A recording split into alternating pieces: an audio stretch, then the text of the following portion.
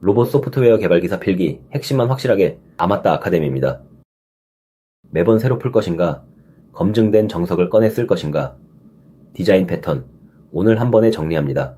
요리를 처음 배울 때는 볶음밥 하나에도 한참 헤맵니다. 그런데 레시피북을 펼치면 누군가 이미 최적의 순서와 불세기를 찾아 정리해 둔 걸 그대로 따라가면 됩니다. 이케아 가구 조립 설명서도 마찬가지죠. 부품을 어떤 순서로 끼울지 이미 검증된 길이 그려져 있습니다. 소프트웨어 설계도 똑같습니다. 프로그램을 만들다 보면 비슷한 문제가 계속 반복됩니다. 객체를 어떻게 만들지, 기능을 어떻게 덧붙일지, 여러 부품이 어떻게 소통할지, 이걸 매번 맨땅에서 새로 고민하는 개발자가 있고, 선배들이 수십 년간 정리해둔 검증된 해법을 꺼내 쓰는 개발자가 있습니다. 후자가 훨씬 빠르고 훨씬 덜 틀립니다. 그 검증된 해법 모음이 바로 오늘 다룰 디자인 패턴입니다. 디자인 패턴은 자주 반복되는 설계 문제에 대한 검증된 해법 템플릿입니다. 여기서 중요한 건 복사해서 붙여넣는 코드 덩어리가 아니라는 점입니다. 패턴이 알려주는 건 구체적인 코드가 아니라 문제를 푸는 구조와 아이디어입니다. 같은 패턴이라도 언어와 상황에 맞게 코드는 달라집니다. 이렇게 정석을 알아두면 두 가지가 좋아집니다. 첫째, 바퀴를 다시 발명하지 않습니다. 이미 검증된 길이 있으니 시행착오가 줄죠. 둘째, 개발자끼리 통하는 공통 어휘가 생깁니다. 여기 옵저버서 이 한마디면 서로 어떤 구조를 말하는지 바로 압니다.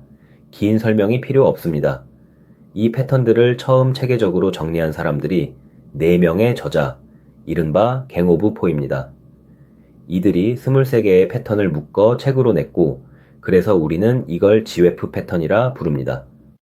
23개나 되면 막막해 보이지만 딱 3갈래로 나누면 지도가 그려집니다. 첫째는 생성 패턴, 객체를 어떻게 만드느냐를 다룹니다. 둘째는 구조 패턴, 이미 있는 객체들을 어떻게 짜맞춰 더 큰 걸 만드느냐를 다룹니다. 셋째는 행위 패턴, 객체들이 어떻게 일을 나누고 서로 소통하느냐를 다룹니다. 만들기, 짜맞추기, 주고받기, 이 세 동사만 기억하면 됩니다. 개수도 함께 기억해 두세요. 생성이 5개, 구조가 7개, 행위가 11개, 합쳐서 23개죠. 그런데 이 분류가 바로 시험의 첫 번째 함정입니다. 어떤 패턴이 어느 갈래에 속하는지를 뒤바꿔 놓고 고르라는 문제가 가장 자주 나옵니다. 그래서 오늘은 패턴 하나하나를 볼 때마다 이건 어느 갈래인지를 계속 못 박으며 가겠습니다. 먼저 생성 패턴 5개부터 봅니다. 생성 패턴의 목적은 한 문장으로 이렇습니다. 객체를 만드는 과정 자체를 감싸서 더 유연하게 만드는 것. 코드, 여기저기에 객체 만드는 명령을 흩뿌려 두면 나중에 만드는 방식을 바꿀 때 그 자리를 전부 찾아 고쳐야 합니다. 생성 패턴은 이 만드는 과정을 한 곳에 캡슐화합니다. 그러면 무엇을 어떻게 만들지를 바꿔도 그걸 쓰는 쪽 코드는 건드릴 필요가 없죠. 만드는 책임과 쓰는 책임을 분리하는 겁니다. 이 관점을 가지고 5개를 하나씩 보겠습니다. 첫 번째는 싱글톤입니다. 의도는 아주 단순합니다. 어떤 객체의 인스턴스를 딱 하나만 만들고 모두가 그 하나를 공유하게 하는 겁니다. 회사의 대표는 한 명이죠. 부서마다 대표를 따로 두지 않습니다. 사무실의 공용 프린터를 관리하는 창구도 하나고 앱 전체의 환경 설정을 관리하는 관리자도 하나면 충분합니다. 오히려 여러 계면 설정이 제각각 어긋나 문제가 생깁니다. 싱글톤은 이렇게 프로그램 어디에서 불러도 항상 똑같은 하나의 객체가 돌아오도록 보장합니다. 그래서 전역에서 공유하는 설정, 로그 기록, 연결 관리 같은 데 자주 씁니다. 기억할 건 이겁니다.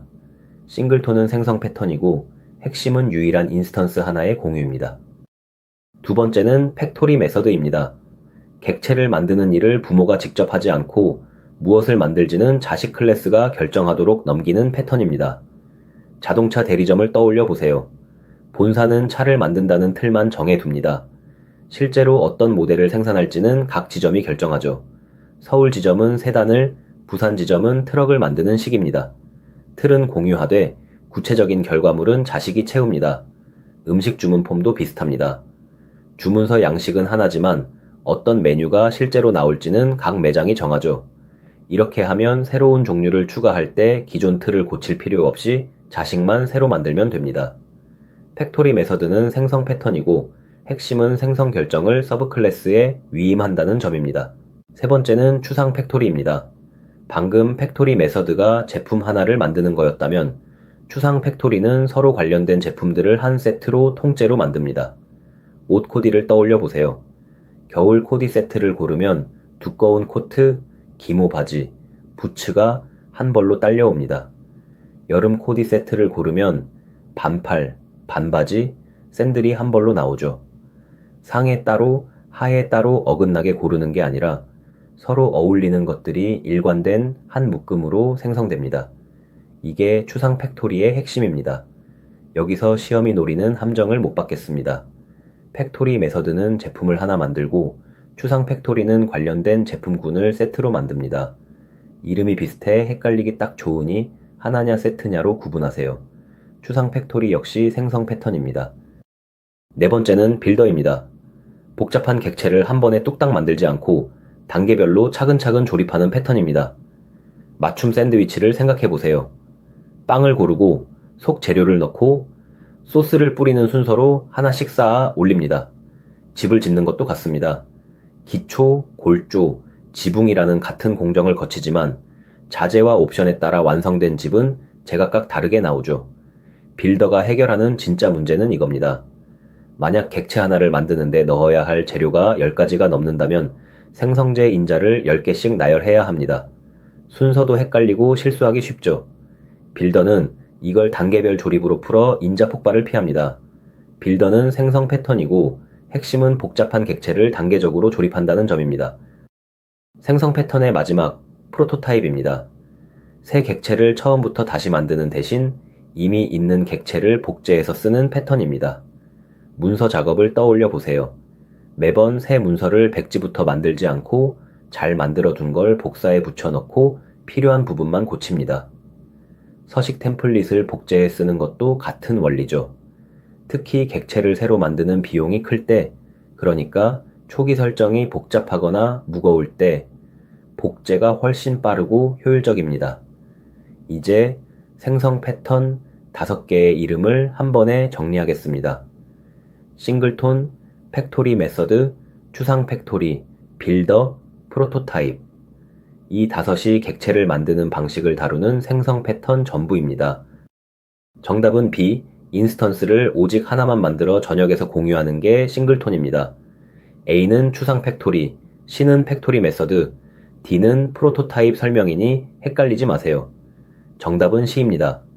팩토리 메서드는 제품 하나를, 추상 팩토리는 서로 관련된 제품군을 세트로 만듭니다. 하나냐 세트냐, 이게 판별 키워드입니다. 둘 다 생성 패턴이라는 것도 같이 기억하세요. 이제 구조 패턴 7개로 넘어갑니다. 구조 패턴의 목적은 이겁니다. 객체나 클래스를 조립하고 연결해서 더 큰 구조를 만드는 것. 앞에 생성 패턴이 부품을 어떻게 만드느냐였다면 구조 패턴은 그 부품들을 어떻게 배선해 하나의 큰 그림으로 엮느냐를 다룹니다. 서로 안 맞는 걸 이어붙이거나 기능을 덧대거나 복잡한 걸 간단한 창구로 감싸거나 관계를 어떻게 짜느냐가 구조 패턴의 관심사입니다. 7개를 하나씩 보겠습니다.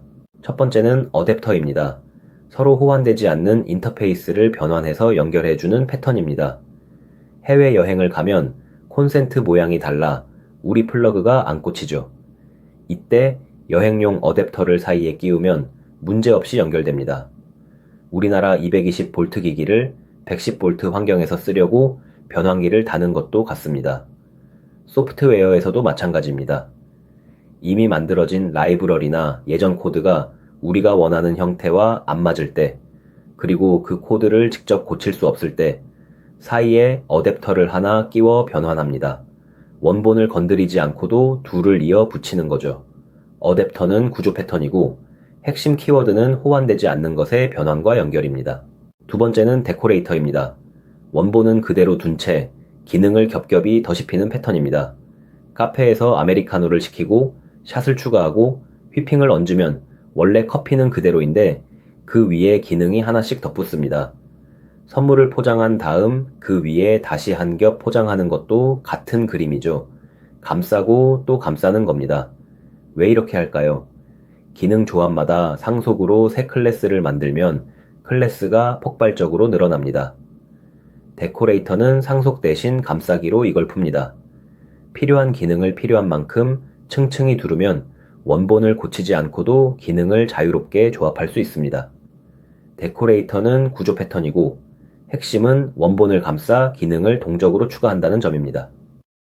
세 번째는 프록시입니다. 진짜 객체 앞에 세워두는 대리인입니다. 연예인에게 바로 연락하는 게 아니라 매니저를 먼저 거치죠.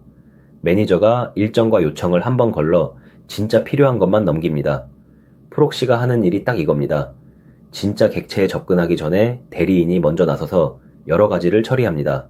아무나 못쓰게 막는 접근 제어, 진짜 무거운 객체는 실제로 필요할 때까지 만들지 않는 지연 로딩, 한번 가져온 결과를 저장해두는 캐시 같은 것들이죠.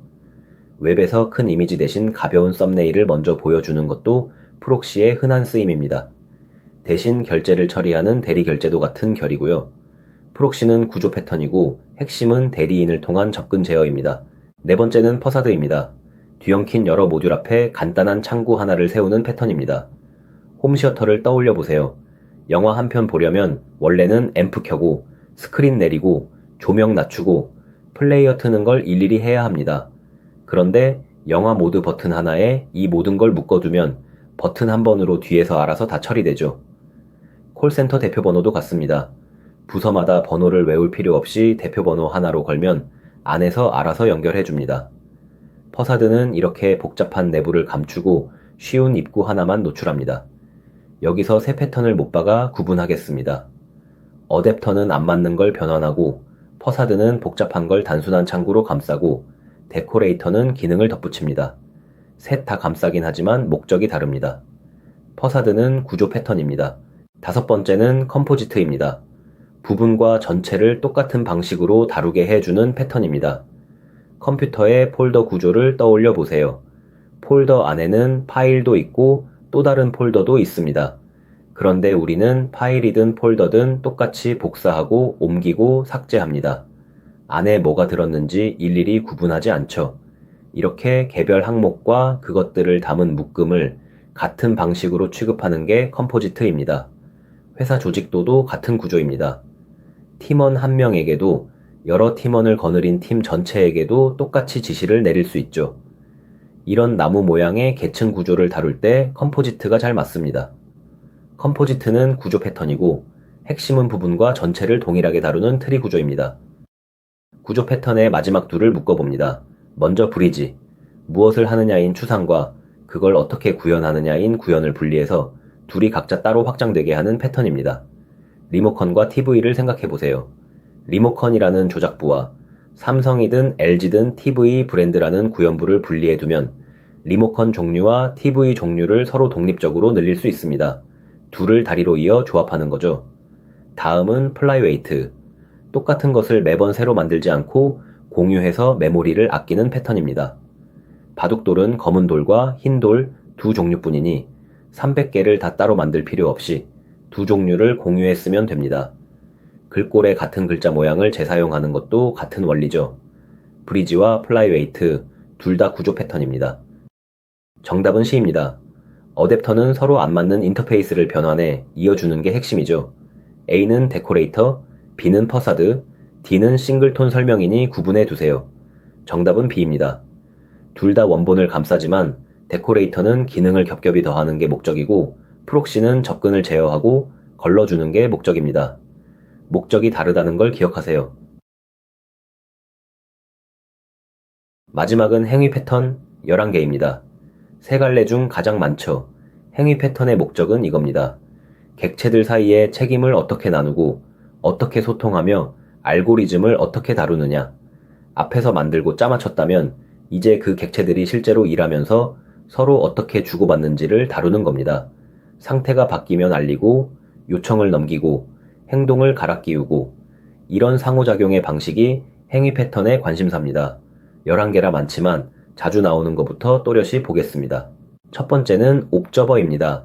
한 객체의 상태가 바뀌면 그걸 지켜보던 구독자들에게 자동으로 소식이 전해지는 패턴입니다. 유튜브 구독을 떠올려 보세요. 채널에 새 영상이 올라오면 구독자 모두에게 알림이 자동으로 갑니다. 채널은 누가 구독했는지 일일이 신경 쓰지 않고 그냥 올리기만 하죠. 신문 구독도 같습니다. 새 신문이 나오면 구독자 집마다 배달됩니다. 이렇게 발행하는 쪽과 받아보는 쪽을 느슨하게 이어 상태 변화를 자동으로 퍼뜨리는 게 옵저버입니다. 특히 로봇 소프트웨어에서 로스의 발행 구독 통신이 바로 이 옵저버 구조입니다. 매일 쓰는 개념이죠. 옵저버는 행위 패턴이고 핵심은 상태 변화의 자동 통지입니다. 두 번째는 전략입니다.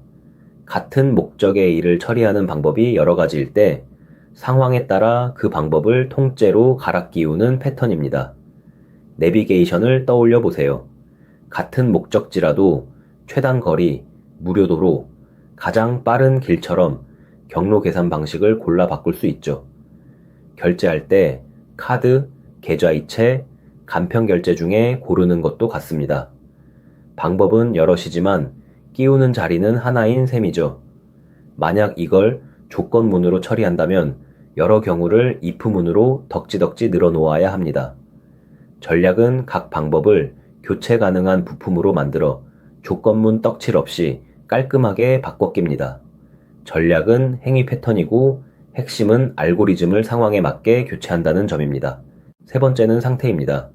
객체가 지금 어떤 상태에 있느냐에 따라 똑같은 요청에도 다르게 행동하게 만드는 패턴입니다.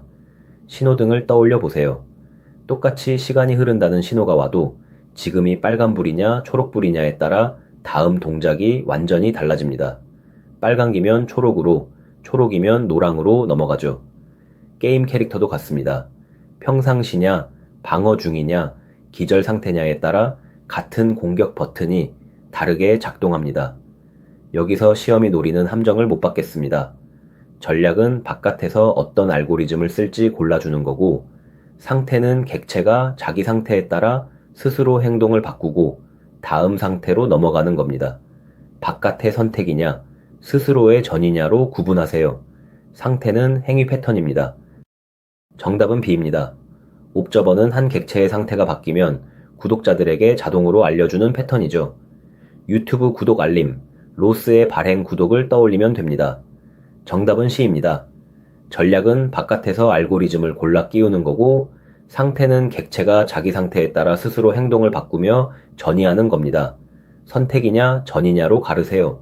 네 번째는 커맨드입니다. 실행할 요청, 즉 명령 하나를 객체로 포장하는 패턴입니다. 리모컨을 떠올려 보세요. 각 버튼에는 볼륨 올려, 채널 바꿔 같은 명령이 하나씩 담겨 있습니다. 버튼이 곧 명령을 담은 캡슐인 셈이죠. 이렇게 명령을 객체로 만들어 두면 여러 가지가 가능해집니다. 방금 한 명령을 되돌리는 실행 취소, 명령들을 줄 세워 차례로 처리하는 큐, 여러 명령을 묶어 한 번에 실행하는 매크로까지요. 식당 주문표도 같은 그림입니다. 주문 하나하나가 종이에 적힌 명령이 되어 주방에 쌓이고 순서대로 처리되죠. 커맨드는 행위 패턴이고 핵심은 요청을 객체로 캡슐화한다는 점입니다. 행위 패턴 둘을 묶어봅니다. 먼저 템플릿 메서드. 일 처리의 전체 골격은 고정해두고 그중 일부 단계만 자식이 채우게 하는 패턴입니다. 카페 음료 제조를 떠올려 보세요. 물 끓이기, 붓기, 컵에 담기라는 큰 순서는 커피든 차든 똑같습니다. 다만 무엇을 우리느냐, 이 한 단계만 음료마다 다르죠. 공통 순서는 부모가 정하고 달라지는 부분만 자식이 채우는 겁니다. 다음은 이터레이터. 안에 뭐가 어떻게 담겼는지는 감춘 채 항목을 순서대로 하나씩 훑게 해주는 패턴입니다. 텔레비전 채널을 다음 넘기는 걸 생각해 보세요. 내부가 어떻게 저장됐는지 몰라도 순서대로 넘길 수 있죠. 목록을 처음부터 끝까지 반복할 때 쓰는 게 이터레이터입니다. 둘 다 행위 패턴입니다. 이번에도 행위 패턴 둘을 묶습니다. 먼저 책임 연쇄, 요청을 처리할 수 있는 곳을 만날 때까지 사슬을 따라 넘기는 패턴입니다. 회사 결제 라인을 떠올려 보세요. 팀장이 처리할 수 있으면 거기서 끝나고 넘으면 부장에게, 더 큰 거는 임원에게 올라갑니다. 고객센터 상담도 단계별로 넘어가죠. 1차 상담원이 못 풀면 상위 부서로 넘깁니다. 요청을 붙잡을 수 있는 첫 지점까지 흘려보내는 겁니다. 다음은 중재자. 여럿이 서로 얽혀 직접 통신하면 관계가 거미줄처럼 복잡해지는데 이걸 중앙의 조정자 하나가 대신 중개하는 패턴입니다. 공항 관제탑을 떠올려 보세요. 항공기끼리 직접 교신하면 아수라장이 되니 관제탑이 가운데서 모든 걸 조율합니다. 다대다 얽힘을 중앙집중으로 푸는 거죠. 둘 다 행위 패턴입니다. 남은 행위 패턴 셋을 이름과 한 줄, 의도만 빠르게 정리합니다. 분류 암기가 목적이니 핵심만 담으세요. 먼저 방문자. 기존 구조는 그대로 둔 채 새로운 연산을 바깥에서 덧붙이는 패턴입니다. 대상을 고치지 않고 기능만 방문하듯 추가하는 거죠. 다음은 메멘토. 어느 시점의 상태를 저장해 두었다가 나중에 그 시점으로 되돌리는 패턴입니다. 게임의 세이브 포인트를 떠올리면 정확합니다.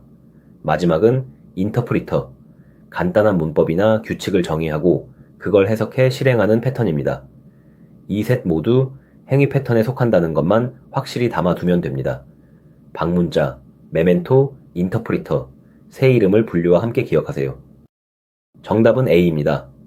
커맨드는 명령을 객체로 포장해서 실행 취소, 큐, 매크로 같은 걸 가능하게 하는 패턴이죠. 리모컨 버튼과 주문표를 떠올리면 됩니다. 정답은 B입니다. 템플릿 메서드는 전체 처리 순서라는 골격은 부모가 고정하고 달라지는 일부 단계만 자식이 채우는 패턴입니다. D는 중재자 설명이니 헷갈리지 마세요. 이제 시험이 가장 좋아하는 헷갈리는 짝들을 판별 키워드로 정리하겠습니다. 첫째, 어댑터와 브리지. 어댑터는 이미 안 맞는 둘을 나중에 변환해 있는 거고, 브리지는 처음부터 추상과 구현을 갈라 각자 확장하게 설계하는 겁니다. 변환이냐, 분리 설계냐죠. 둘째, 전략과 상태. 전략은 바깥에서 알고리즘을 골라 끼우고, 상태는 상태에 따라 스스로 행동을 전이합니다. 선택이냐, 전이냐. 셋째, 팩토리 메서드와 추상 팩토리. 팩토리 메서드는 제품 하나, 추상 팩토리는 제품군 세트. 하나냐, 세트냐. 넷째, 데코레이터와 프록시. 데코레이터는 기능을 겹겹이 덧대고 프록시는 접근을 제어합니다. 기능 추가냐, 접근 제어냐. 이 네 쌍의 판별 키워드만 손에 쥐면 함정 문제 대부분을 걸러낼 수 있습니다. 시험에 낯선 패턴 이름이 나와도 당황할 필요 없습니다. 새 동사로 가르면 됩니다. 이 패턴이 객체를 만드는 얘기냐? 그럼 생성입니다. 객체들을 짜맞춰 구조를 엮는 얘기냐? 그럼 구조입니다. 객체들이 서로 주고받고 행동하는 얘기냐? 그럼 행위입니다. 대표 키워드로 감을 잡아두세요. 생성 쪽에는 인스턴스, 만들기, 복제, 조립 같은 말이 나옵니다. 구조 쪽에는 변환, 감싸기, 창구, 트리처럼 짜맞추는 말이 붙죠. 행위 쪽에는 통지, 넘기기, 교체, 순회처럼 주고받고 움직이는 말이 나옵니다. 이름이 생소해도 설명 속 이 키워드들을 잡으면 어느 갈래인지 대개 가려집니다. 만들기, 짜맞추기, 주고받기. 이 세 갈래를 판별의 뼈대로 삼으세요. 정답은 B, 어댑터입니다. 어댑터는 안 맞는 인터페이스를 변환해 있는 구조 패턴이죠. 옵저버와 전략은 행위, 싱글톤은 생성이니 갈래를 확실히 구분하세요. 정답은 C, 옵저버와 전략입니다. 둘 다 객체 간 소통과 알고리즘 교체를 다루는 행위 패턴이죠. A는 생성, B는 구조, D는 생성과 구조가 섞여 있으니 주의하세요. 이 패턴들은 자격증 박실무, 특히 로봇 소프트웨어에서 매일 쓰입니다. 낯선 이론이 아니라는 걸 짚고 가죠. 먼저 옵저버, 로스2의 토픽 발행 구독이 바로 옵저버입니다. 센서가 데이터를 발행하면 구독한 노드들이 자동으로 받죠. 다음 전략. 로봇의 경로 계획기를 상황에 따라 갈아 끼우는 게 전략 패턴입니다. 좁은 실내용과 넓은 실외용 플래너를 바꿔 끼우는 식이죠. 상태 패턴은 로봇의 행동, 틀이나 유한 상태 기계로 나타납니다. 대기, 이동, 작업 상태에 따라 다르게 행동하죠. 싱글톤은 로봇 전체가 공유하는 파라미터나 설정 관리에 쓰이고, 커맨드는 액션의 목표, 즉 골을 명령 객체로 넘길 때 나타납니다. 이렇게 오늘 배운 패턴들은 로봇 개발 현장에서 이미 매일 돌아가는 구조입니다. 마무리 전에 함정을 빠르게 훑겠습니다. 먼저 하나만 예측해보세요. 이 23개 패턴이 결국 다 함께 얻으려는 목표는 무엇일까요? 답은 변경에 강한, 유연하고 재사용하기 쉬운 구조입니다. 이 하나로 전부 수렴합니다. 이제 자주 나오는 틀린 보기를 빠르게 교정합니다. 싱글톤은 구조 패턴이다. 틀렸습니다. 생성 패턴입니다. 어댑터는 행위 패턴이다. 틀렸습니다. 구조 패턴이죠. 전략과 상태는 같다. 틀렸습니다. 전략은 선택, 상태는 전입니다. 데코레이터는 기능을 늘리지 못한다. 틀렸습니다. 겹겹이 감싸 늘리는 게 데코레이터죠. 옵저버는 생성 패턴이다. 틀렸습니다. 행위 패턴입니다. 마지막, 퍼사드는 인터페이스를 변환한다. 틀렸습니다. 변환은 어댑터고 퍼사드는 복잡한 걸 단순화하는 창구입니다. 이 6개를 확실히 걸러내세요. 정답은 B입니다. 인터페이스를 변환하는 건 어댑터고 퍼사드는 복잡한 내부에 단순한 창구를 제공하는 패턴이죠. 나머지 3짝은 모두 올바르게 연결돼 있습니다. 정답은 C, 프로토타입은 생성 패턴이 맞습니다. 데코레이터와 브리지는 구조, 커맨드는 행위이니 나머지 셋은 분류가 틀렸죠. 이름과 갈래를 짝지어 기억해두세요. 오늘 배운 23개를 한 장으로 정리합니다. 생성 패턴 5, 싱글톤, 팩토리 메서드, 추상 팩토리, 빌더, 프로토타입, 객체를 만드는 방식을 다룹니다. 구조 패턴 7, 어댑터, 브리지, 컴포지트, 데코레이터, 퍼사드, 플라이웨이트, 프록시, 객체를 짜맞춰 큰 구조를 엮습니다. 행위 패턴 11, 책임 연쇄, 커맨드, 인터프리터, 이터레이터, 중재자, 메멘토, 옵저버, 상태, 전략, 템플릿 메서드, 방문자, 객체 간의 책임을 나누고 소통합니다. 5, 7, 11. 그리고 이 3갈래가 결국 향하는 곳은 하나입니다. 변경에 강하고 재사용하기 쉬운 구조. 여기까지 오셨으면 분류와 의도의 뼈대는 잡히신 겁니다. 설명란 링크에서 관련 기출까지 직접 풀어보며 마무리하세요. 여러분의 구독과 좋아요는 다음 학습 영상을 만드는 힘이 됩니다. 아마따 아카데미가 합격까지 함께하겠습니다.